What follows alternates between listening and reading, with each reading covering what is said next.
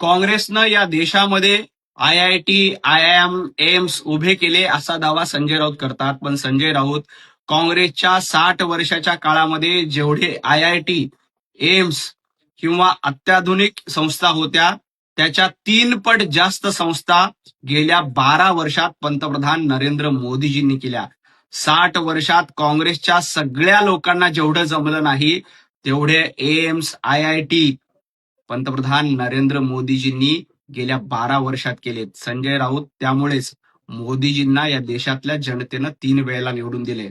तुमच्या खासदार निधीतून एक कवडी देखील खर्च केली का एकदा महाराष्ट्राला सांगा.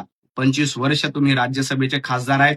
एक संस्था उभी केली, एक चांगला रस्ता उभा केला, एक मैदान उभं केली, एक शाळा उभी केली, याचा आधी हिशोब द्या.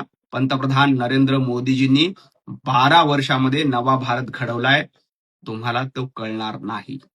काँग्रेसचं तोंड फाटेपर्यंत कौतुक करताना जनाब संजय राऊत कुलगुरूंचा अपमान करतात, महाभारताचा अपमान करतायत. संजय राऊत तुम्हाला मतांसाठी आता महाभारत प्रिय नाहीत तर मुघल प्रिय झालेत. तुम्हाला औरंगजेब प्रिय झालायत.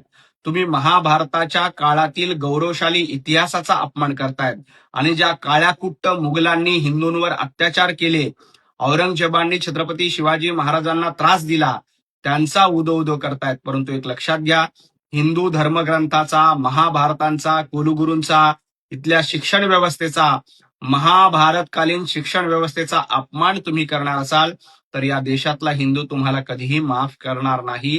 तुम्ही आता मुघलांचा, औरंगजेबाचा उदो करणारे झालात, हे पुन्हा एकदा लक्षात आले. परदेशामध्ये जाऊन भारताची बदनामी कोण करतंय हे एकदा संजय राऊतांनी राहुल गांधींना जाऊन विचारलं पाहिजे.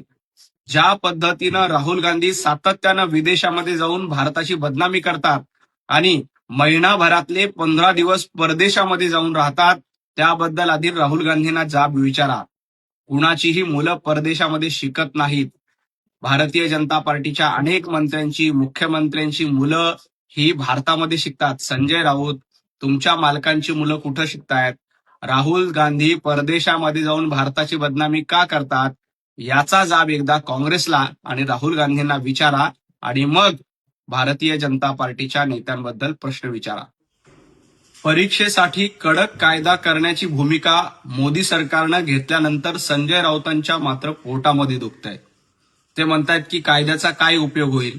संजय राऊत, तुम्हाला कायदा चालणार नाही, कारण तुम्हाला कायद्यानं चालायचं नाही.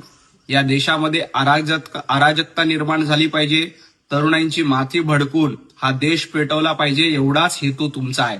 त्यामुळं असा कायदा आल्यानंतर तरुणाई त्यांचं स्वागत करेल हे तुम्हाला नकोय. परंतु एक लक्षात घ्या, पंतप्रधान नरेंद्र मोदीजींच्या पाठीशी संपूर्ण देश उभा आहे आणि परीक्षेतल्या घोटाळ्याला रोखण्यासाठी हा कायदा आल्यानंतर तरुणाई आणि जेनझी देखील त्याचं स्वागत करेल.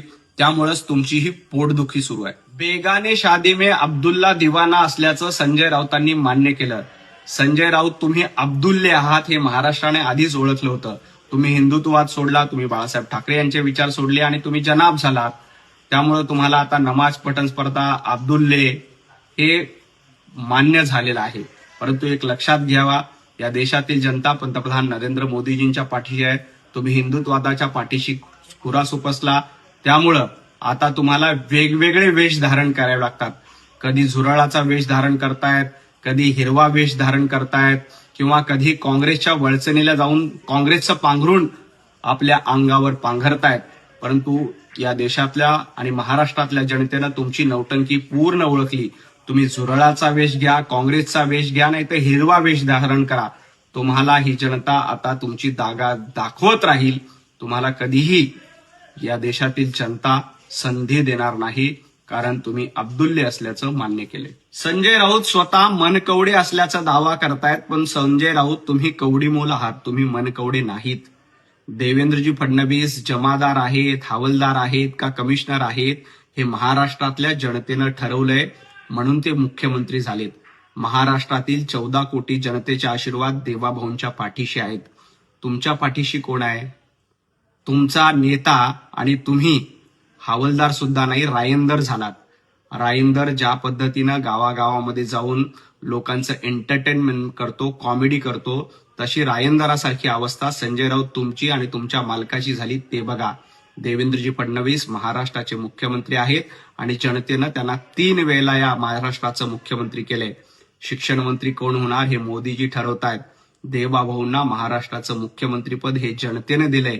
तुमच्या मनात काहीही इच्छा असली तरी तुम्ही मनकवडे नाहीत तर कवडी मोल आहात. मोदीजींच्या धोत्राची चिंता संजय राऊत तुम्ही करू नका. तुमची चड्डी सुटलीये ती सांभाळा. आधे उधर जाओ आधे इधर जाओ ही डायलॉगबाजी कोणी केली आहे? तुम्ही आणि तुमचे नेते आसरानी सारखी डायलॉगबाजी करताय. मला नाही घाबरू आणि मी कशाला घाबरू हा डायलॉग महाराष्ट्र विसरलेला नाही. त्यामुळं मोदीजींचे डायलॉग, मोदीजींचं काम हा देशातल्या जनतेला माहिती आहे. परंतु तुमचं कर्तृत्व काय? घरामध्ये बसायचं, भांडूपच्या गाढव नाक्यावर बसायचं, एवढंच तुमचं कर्तृत्व आहे. त्यामुळं आपली चड्डी सुटली त्याकडे बघा. जेनझी पंतप्रधान नरेंद्र मोदीजींच्या पाठीशी आहे आणि राहणार.